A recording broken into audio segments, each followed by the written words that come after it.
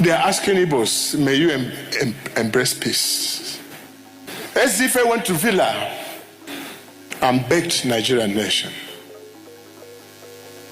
Ifeanyi Ubah made a statement in the same line.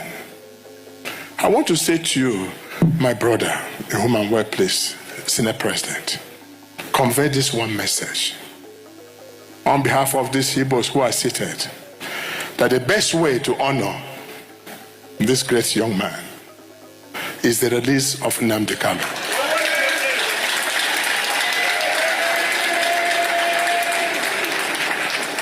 So that the Igbos can go home and reorganize their place. And I know you, Senator Akpabio, that even if you don't want to do it, send this message. For the sake of your wife, who is our daughter, send this message and get us a result. Or else, your wife is not too far from taking back home.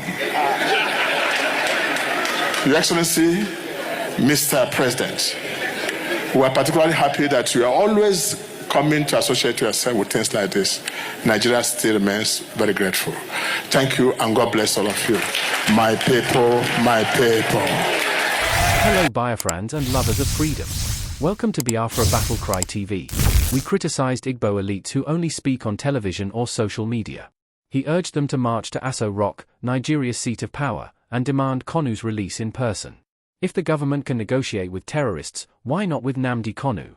He referenced past amnesty and dialogue efforts with Boko Haram and bandits, contrasting it with the continued detention of Kanu despite multiple court rulings in his favor. #Free Nnamdi Kanu now.